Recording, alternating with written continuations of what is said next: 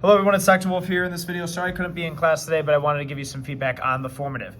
So before we go over it, just let you know my strategy. I haven't seen this formative in a year, so I had to refresh myself. What I did is I actually took a blank piece of paper, I wrote on the side. I actually, without looking at these, just started to draw my own cladograms. I think that's a really helpful strategy because you draw your cladograms, you kind of make sure, okay, this is why I would do this, and then you take a look at these to see, hey, does it match, right?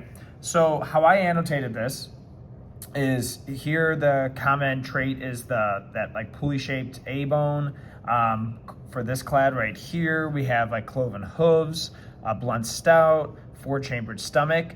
When I actually made my own cladogram, I actually put like the common trait here and a line here. So I actually I don't know why this cladogram's drawn this way. I would have drawn it like this and said like similar body size as that common trait. That's not a great one, but I would have put it here based on the evidence we have here. All right, so then just kind of annotating this, I noticed that there were 6 similarities between the deer and the cow and 7 similarities between the hippo and the whale.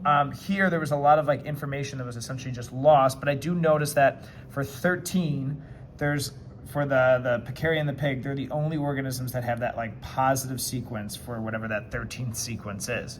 Same thing here, if I look at all of my organisms in this like clad right here, it looks like, and we're not sure about the peccary, but we know that these are probably related, right? It looks like they all have this positive sequence number 12, so I annotated it there.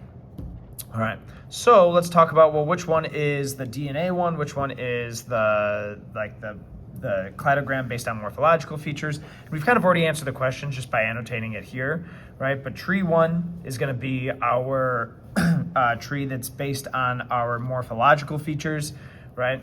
In terms of explaining why, I really like this idea of just really simple sentences kind of going back and forth, right? Whales don't have an A-bone, so they're the outgroup in this case. All the other animals besides the camel and the whale have cloven hooves, so the camel's the secondly most distantly related. Peccary, hippo, and pig have a similar shape, so they have kind of like their own clade right here.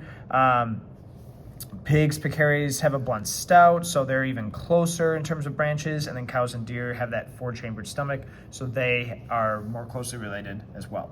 All right, tree 2, in terms of my reasoning here, all right, it's really what I just kind of said here in terms of my reasoning with like the 6 similarities here, 7 similarities here, that similarity at 13 and 12, and then just saying, okay, I see these similarities, so this is what I drew. I see these similarities, so this is what I drew, right?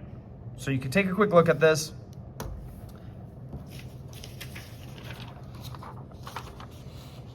All right, and let's go on to our electrophoresis gel, right? So here's how I would draw.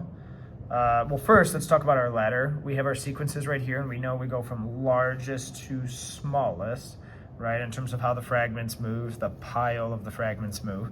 And here's my elephant 1 bands based on what we have here. Here's elephant 2. If I were to circle the genes or the fragments that were from this gene right here, it would be these ones right there.